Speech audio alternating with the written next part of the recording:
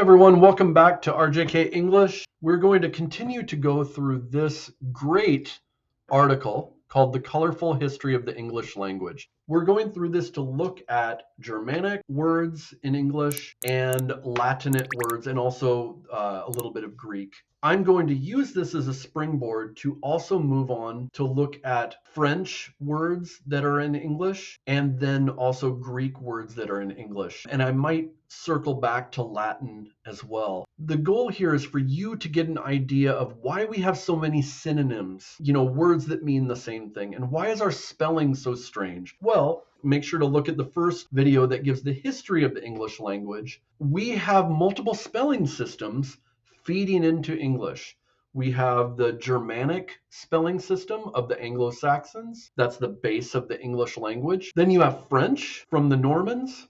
Then you have Latin. Latin has its own spelling system. Then you have Greek as well. So all of these feed into why our rules are so strange when it comes to our vocabulary. Our grammar isn't that hard, because we don't have a lot of case systems. But the spelling is. Okay, the character of Germanic and Latinate words. As a rule, the Anglo-Saxon words are shorter and more concrete, meaning they're to the point. We're very direct. We're not very flowery. And if you are flowery, Americans don't like it. I don't know about the British. I think the British are pretty straightforward as well, though they do have a history of Shakespeare and things like that, so I could be wrong. Germanic words are more direct. The Latinate words are more abstract. Concrete, abstract. Concrete is things I'm doing right now and what I feel. I feel anger. Abstract things have to do with thinking and cognition, like dreaming. We'll look at it a little bit here. Let's look at some of these words. So, for instance, in Germanic, combining words, a hospital is a Sickehus, which is sick house. So German is more to the point. If I'm going to have a hospital, I'm not going to have a word for hospital. I'm just going to call it sick house. Latinate words are more abstract and kind of academic. So he gives an example here of the difference between Latinate and German. So a sentence resplendent with Latinate or Greek lexis is perceived as pretentious, grandiloquent, and even scientific. That is mostly Latin words. Now, Germanic. But a string of Anglo-Saxon or Norse words seem more straightforward and down to earth. Okay, that is the Germanic side of English. Okay, and we looked at this last time. Germanic roots are generally shorter, a lot of times one syllable, and they're very concrete and easy to understand, whereas Latinate words are more refined, multisyllabic, and abstract and scholarly. So let's look at some examples. The writer says, here's informal and formal. Germanic tends to be informal, Latinate tends to be formal.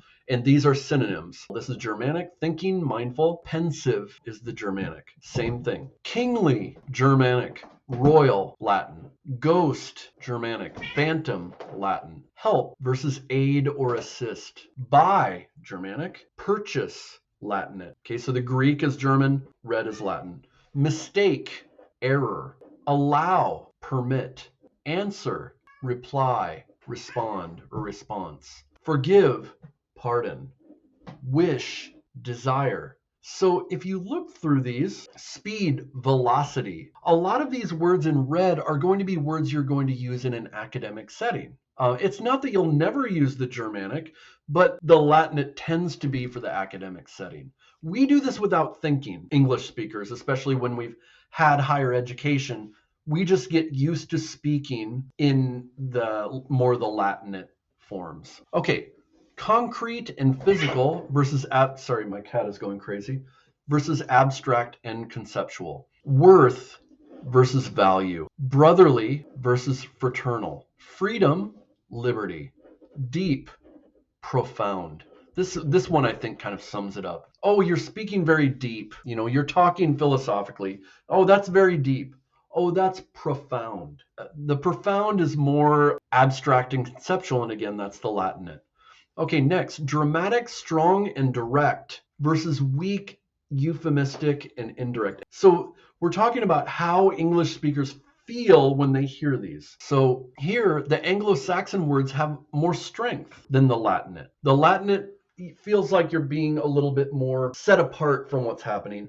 The Germanic is right in it. It's very direct and dramatic. So again, green is Germanic, red is Latinate. Weep, sob, cry. Seethe, seethe, boil. Slaughter, murder. Slaughterhouse, abattoir. Shut, slam, close. Smell, stench, reek, odor. So a little more strength on the Germanic side. Okay, common noun versus technical adjective. An Anglo-Saxon word as a common noun can seem to be completely unrelated to the Latinate or Greek adjective used in the technical field. Again, in the scientific fields such as biology, medicine, and geology, Latin and Greek is used a lot, whereas in normal life, Anglo-Saxon words are used. Here's an example: earthquake, Germanic; seismic, Greek; color, Germanic; chromatic, Greek. Okay, so heart, cardiac. My wife is a nurse practitioner. If she's talking about someone's heart, she would say cardiac. Went into cardiac arrest, cardiac myopathy or something. They use words like this. Eye, ocular; teeth, dental. So the concrete noun, heart, eye, teeth, but the adjective used, cardiac, ocular, dental. It comes from the Greek and Latin. Okay, poetic and old-fashioned versus prosaic and ordinary. Now here we switch to where the Germanic sounds a little more poetic, and we would say frou-frou, versus the prosaic and ordinary. This could be, I think, because a lot of these words that you're going to see in Germanic, Anglo-Saxon right now, these are words that we've left behind. They were part of Shakespeare and things like this, so when we think of them, we think of something flowery. That could be why. Hue means color. That's the Germanic being more poetic. Blossom, flower. Folk, people. That's directly Germanic. You know, Volkswagen, Volkswagen. A wagon for people. Midriff, abdomen. Cleave, divide. Bane, curse. Dragon's bane. You might hear this if you know Lord of the Rings. Seethe, boil. Quicken, accelerate, might, power, shire, county. Okay, working class discomfort versus aristocratic luxury. This goes back to the Norman French ruled Britain. So the people that spoke the Anglo-Saxon more, they would be working class and peasantry, right? So think of what the working class and peasantry do versus the aristocrats. The working class and peasantry would be making the food, right? They'd be the farmers that actually do the butchery. The aristocrats don't do work. They just eat. Anglo-Saxons were content to sleep in their bedrooms and sit on their backless stools, where the Norman aristocrat reposed in their chambers and lounged on their chairs. So that's more Latinate. Stool versus chair. Bedroom versus chamber. Cup versus chalice. And here we get into thinking about the animals. The actual animal has words in Anglo-Saxon. What's prepared from the animal has words in French, because the aristocrats would be eating that food, right? So cow, Germanic. Beef is what's prepared from the cow. Calf, veal. Swine, pork. Sheep, mutton. Hen or chicken, poultry. Deer, venison. Snail, escargot. Dove, pigeon. Okay, so now we get to something that's kind of funny that I did not think about until I read this. So hats off to the author. Vulgar, in English, it kind of means person that's kind of gross, person that curses, talks about bodily functions or sexual things in public. You know, we think of that as vulgar. Well, vulgar just means of the people. Sanskrit is not vulgar. Hindi would be vulgar because it would be the language that people actually spoke that came off of Sanskrit.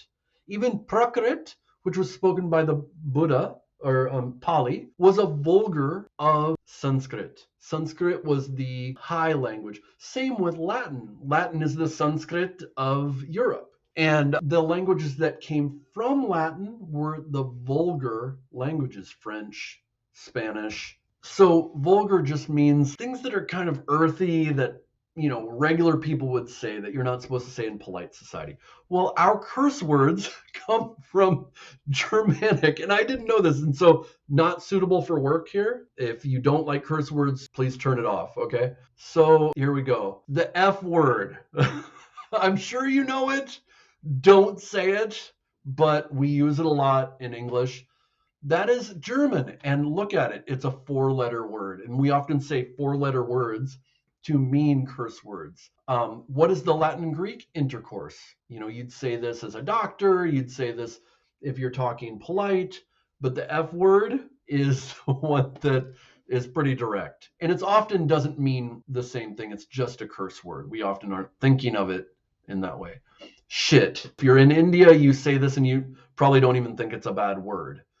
It is here, but the Latin excrement, feces, stool. That stool is Germanic. Medical people use this to mean feces or excrement. Arsehole or asshole. In the US, we say the second one. Anus or rectum. That's Latin. Piss or pee would be urine. Do not, and I'm going to cover that one up, do not say that last one at all. It's really, really bad. Not the piss one, the next one. Do not say that one. But I'm just pointing out that the Anglo-Saxon words were the ones that were used by the regular people. So here he goes on to talk about how we somehow combine words and things like that. But here we'll just look through these last ones here. Ghost, Germanic, phantom, help, assistance, buy, purchase. Here you see that these first ones are one syllable. The Latinate are multisyllable. So that tells us why English has so many words and so many synonyms. I hope this was useful to you. In the next video or videos, we're going to go on to actually look at French words that are in English and Greek words that are in English. See you next time. Hi everyone, welcome to RJK English. Make sure to like and subscribe, and that will help me make more of these videos. I'm on YouTube and on Instagram, and see us on Facebook, and we can talk further.